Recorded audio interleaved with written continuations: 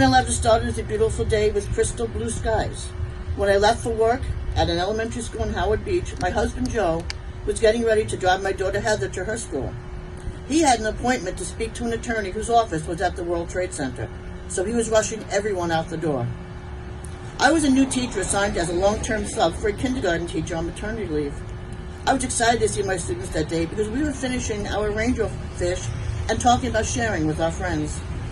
Just as we were finishing our morning routine, another teacher came to the door to tell me something had happened in the city and to pull the shades down so the children couldn't see outside.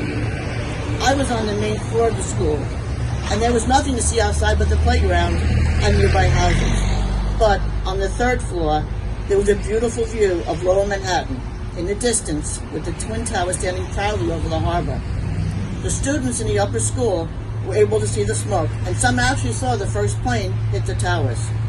Several older students were scared because their parents worked in those towers or very nearby. I tried several times that morning to reach Joe, but all the lines were busy. My principal sent many of us home to check on our families, and I drove home in near panic. Thankfully, since he'd been running late, Joe tried to cancel the appointment there, but there was no answer, so we didn't go. We called the schools. Joe picked up Heather and my son Jared while I went back to work to see how I could help. By that time, there were only a handful of students who were left in the school, and no one could reach their parents. One of those students was a little girl from my class. She sat in the office clutching her rainbow fish, waiting for someone to come for her. She was scared, but would show everyone her fish and tell everyone about sharing. The principal finally sent everyone home and told us she would wait with the last few children. I said goodbye to my student, told her I would see her the next day, and left. But I never saw her again. She was the last child we picked up. Both her parents had died. It's a very sad day, and I always think of the little girl that I've never seen again. But it's also a day that I remember how close the neighborhoods became. It was a very mixed neighborhood, but we all became very close. We all got to know each other, and the whole community became very close. And it was just a day that we kind of celebrated, America, what had happened, but what we had become. That evening after dinner, we just felt we had to see what was happening. We had watched the limited news reports, but we had to see it firsthand. We drove to the upper level of a parking garage where we knew we could see the towers. It was so hard to look towards the city and see nothing but billows of smoke. Many people stood there just watching in disbelief. We felt so helpless. There was nothing we could do.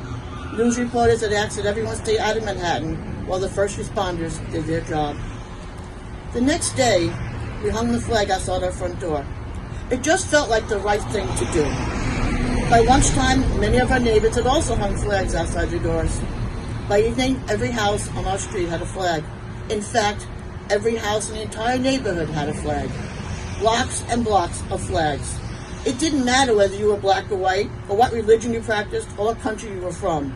We were all Americans, and this is the real story of 9/11. On Friday night, hundreds of people from all walks of life gathered in the park for a candlelight service. Someone provided candles, and as we watched the light from candle to candle, we welcomed each other and united as Americans.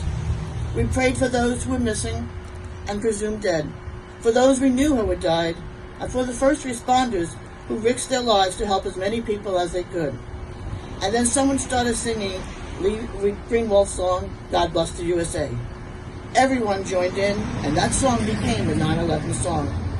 Once again, we were united as one, proud to be Americans. This candlelight service continued for many weeks as fall became winter, and the numbers of people attending finally dwindled. But we always sang, God Bless the USA.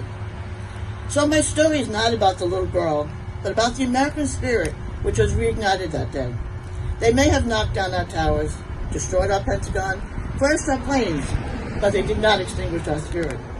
We rose above the smoke and ashes to show the world that we are a country that is proud of our diversity. I'm proud to say I stand up next to you, no matter who you are, and join with you as we remember and honor all those who have fought for our right to be free. 9/11, a day that showed just how great America can be.